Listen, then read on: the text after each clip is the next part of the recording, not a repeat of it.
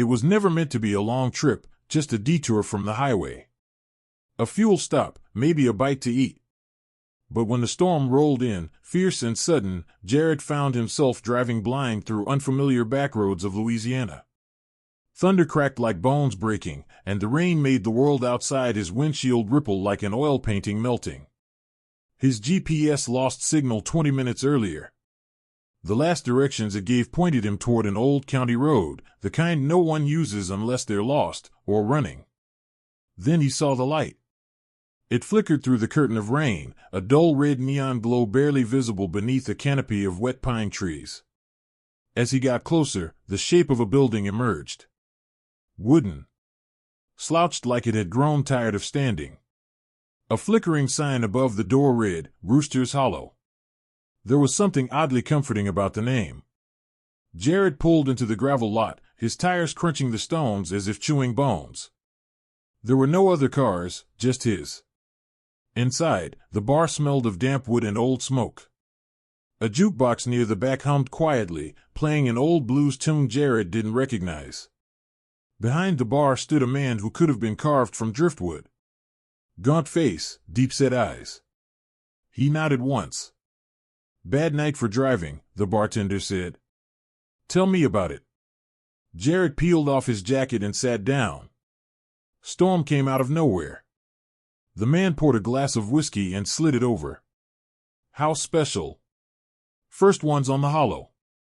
Jared hesitated, then drank. It burned, but in a clean, satisfying way. "You get many people out here?" Jared asked, glancing around. The place was empty. "Only those who need to be here," the bartender said without blinking. A strange answer. But Jared didn't push it. He was too tired, too damp, and more than a little unnerved by the weather. Then the door creaked open. A woman walked in. Soaked to the bone, her black dress clung to her like shadow. She didn't acknowledge Jared, only walked straight to the jukebox. Without inserting a coin, she touched a single button. The music changed, soft, haunting, a melody that made Jared's spine itch. "You mind if I sit?" she asked, finally turning to face him. "Not at all," Jared replied. Her eyes were dark, but not from makeup. There was something bottomless in them, like looking into a storm. "You're not from around here," she said. "Just passing through." No one ever really passes through Rooster's Hollow. Jared tried to smile. "Weird place. But kind of cool." She tilted her head. "You think this place is cool?" "I mean, yeah." She leaned closer, her voice dropping to a whisper. "This is a place where songs remember things. Where music plays the past, whether you want it or not." Jared frowned. "What's that supposed to mean?" She didn't answer. Instead, she turned her gaze toward the jukebox. "Play a song," she said. "Let's see what Rooster's Hollow thinks of you." Jared laughed awkwardly. "It's broken, right? You didn't put in any money." She said nothing, just nodded toward the machine. Compelled by something he didn't understand, Jared stood and approached it. The jukebox pulsed faintly with light. Names of songs blinked across the screen, none he recognized. Titles like Bitter Echo, The Room Upstairs, and Cicada's Lullaby. His finger hovered above one, The Man on County Road 14. He pressed it. The bar lights dimmed. A new song began to play. Twangy, slow, with a voice that sounded too old to still be singing. But as the lyrics drifted out, Jared felt his knees weaken. He drove at night, storm at his back. Took a wrong turn, never came back. Found the bar where the rooster weeps. Now his soul the hollow keeps. Jared turned to the bartender. "Is this some kind of joke?" The man shook his head slowly. "It's your song now." Jared's chest tightened. "What the hell does that mean?" The woman leaned in. "The hollow sees what you hide. It remembers the things you forgot on purpose." "No," Jared said, stepping back. "This is insane." But the song continued. He left the road, but not the sin. thought the past would stay locked in. But music plays the soul's own lie and makes the wicked testify. Memories rushed back. The accident. The boy on the bike. Jared driving away, breath ragged, hands bloody on the wheel. The shattered side mirror reflecting his face, twisted with panic. He thought it was buried. Thought he could outrun it. But the hollow didn't forget. No, he said again. That was a mistake, it wasn't, I didn't mean. The woman stood. You don't have to explain it to me. The hollow already heard your story. And now it's part of the song. He turned for the door. It was gone. In its place stood a wall, warped and wet with something darker than rain. The jukebox flared bright, its lights now pulsing with frantic rhythm. You can't leave until the song ends, the bartender said calmly. Jared turned back to them. What do I do? The woman's expression was sad. You listen. And so he did. He listened as the song dragged out every buried memory, every word he didn't say, every night he woke sweating and guilty. It was all in the melody now, preserved forever in Rooster's Hollow. When the music finally stopped, the bar was empty. No bartender. No woman. Just Jared and the jukebox. It blinked once more. Track recorded. The screen showed a new title. The Driver Who Lied. And beneath it, now playing. Forever. The night was heavy with fog, pressing in like a wet blanket over the dimly lit gas station on the outskirts of town. Elias sat behind the counter, half-lidded eyes glued to the flickering screen of the security monitor. The hum of the fluorescent lights and the distant chirping of insects were the only sounds keeping him company. Midnight shifts were always slow, but this one felt unnaturally quiet, as if the night was holding its breath. The soft jingle of the gas pump bell pulled him from his drowsy daze. A lone figure emerged from the mist, walking slowly between the pumps. Elias straightened. The man was tall and thin, his movements too fluid, like a marionette with loose strings. He didn't seem to be pumping gas or doing much of anything. He was just loitering. Occasionally, he would glance toward the convenience store, tilting his head as if listening for something. Elias's fingers hovered near the phone. Finally, the man walked inside. The door's chime rang out, far too loud in the silence. Evening, Elias greeted cautiously. The man didn't answer right away. His face was pale under the flickering lights, eyes too wide and unfocused. He wore a faded hoodie, stained with something dark near the hem. My car's dead, the man finally said. Battery's shot. Need a jump. Elias nodded slowly. You got cables? No. I can call a tow for you. No need, the man said quickly, his voice too sharp now. Just needed to check something. He walked over to the counter and leaned in, eyes scanning the security monitor behind Elias. That's it, he said, pointing to one of the camera feeds. That's my car. Elias turned. On the monitor, a sedan sat parked near the far end of the lot, back where the lights didn't reach.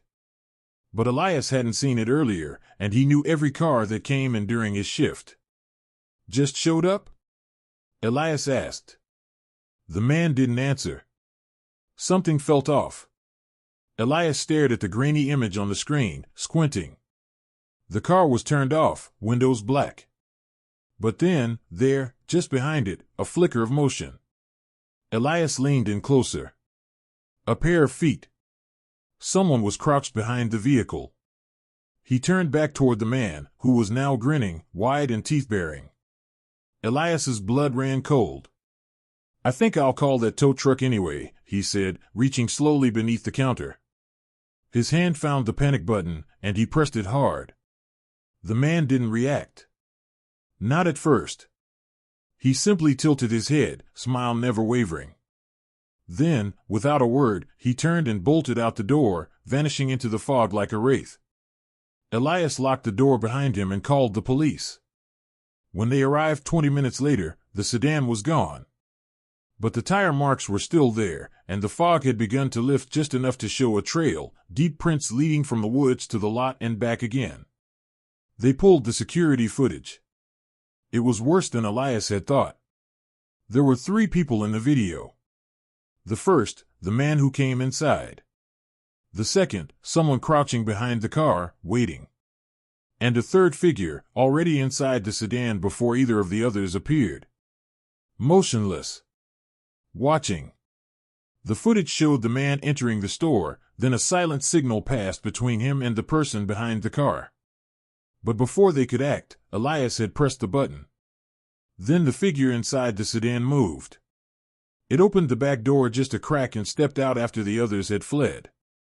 Tall. Gaunt. Its face was never visible, just a smear of white where features should have been. It moved too fast for a normal person, disappearing into the woods without a trace. Later, the police discovered the sedan had been reported stolen 4 days earlier from a neighboring town.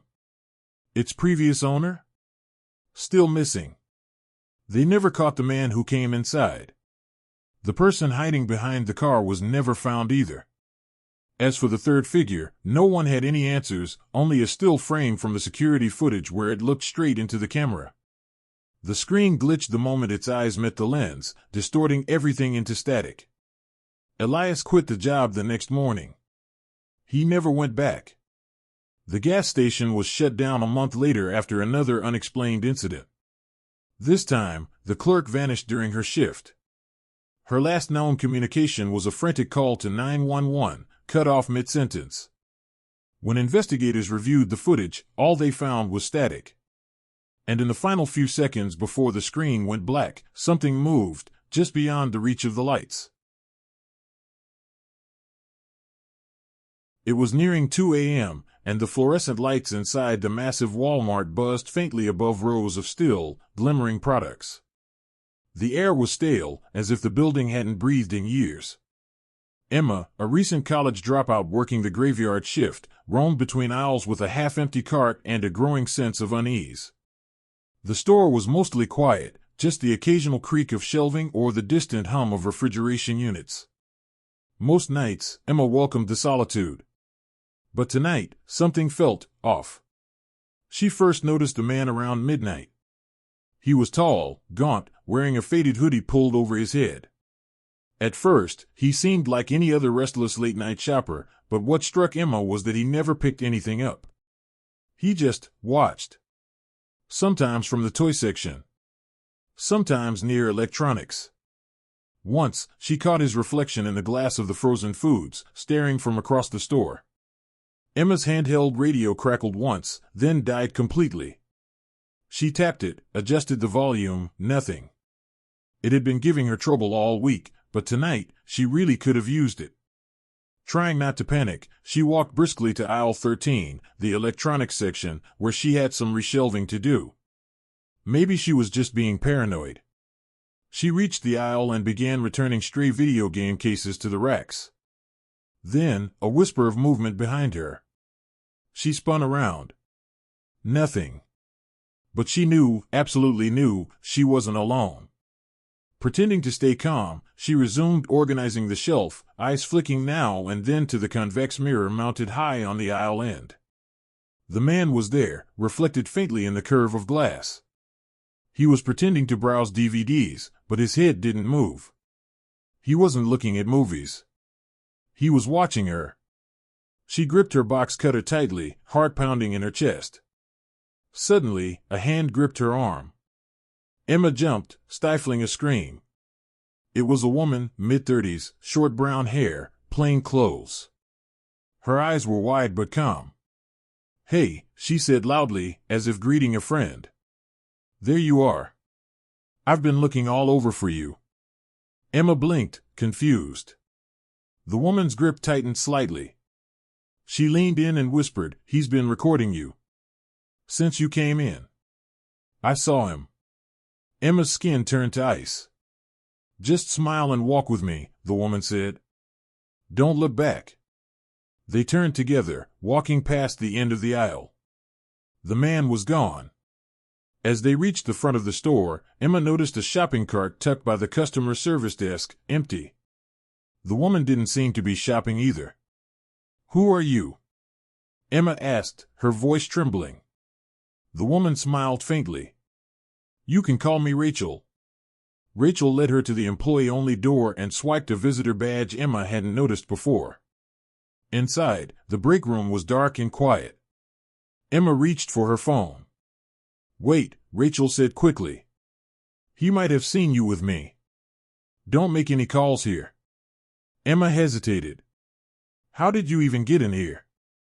Rachel didn't answer immediately. She walked to the window and peeked through the blinds. "You know how some people sense danger before it happens? Like a gut feeling?" Emma nodded slowly. "I've learned to listen to mine." Something about her voice made Emma's hair stand on end. It was calm, too calm. Practiced. Then Rachel turned. "You should go. But not through the front." Emma frowned. "Why?" Rachel stepped closer. "Because he's still here." Emma's stomach dropped. She hadn't heard the doors chime. No one had come in. But Rachel was staring past her, toward the security monitor mounted near the ceiling. It was on, but flickering with static. Still, in the brief flashes of clarity, Emma could make out the man standing near self-checkout. Head lowered. Hoodie up. Waiting. Rachel pulled open a side door leading into the back loading area. "Go. Now." Emma hesitated only a moment before darting through. The metal hallway was cold and smelled of motor oil. She passed stacked pallets, dim emergency lights casting long shadows across the concrete floor.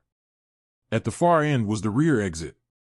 She pushed through and stumbled into the night air, gasping. Only when she reached her car did she realize she hadn't heard Rachel follow. She looked back. No one. Her heart hammering, Emma drove straight to the nearby police station. There, she gave a report, described the man, the woman, everything. The officers listened, but when they pulled up the store's cameras, something didn't make sense. Yes, the man was there. The footage showed him loitering, circling, even standing disturbingly close to Emma more than once. But there was no woman. No Rachel. Not in the electronics aisle. Not in the break room. Not even near the loading dock exit. Emma's blood ran cold. "Are you sure she was real?" one officer asked, gently. Emma didn't know how to answer. Days later, she got a call. The man had been arrested trying to break into another retail store after hours. He had multiple priors: stalking, attempted abduction. The most chilling part? They found several videos on his phone. Most were grainy and badly shot. But one was clear: Emma, arranging DVD cases, unaware. In the corner of the screen, briefly, a woman appeared. Half-turned, face obscured. Then gone. Emma stared at the image for a long time. She didn't know what haunted her more, the man who had been following her, or the woman who may not have existed at all.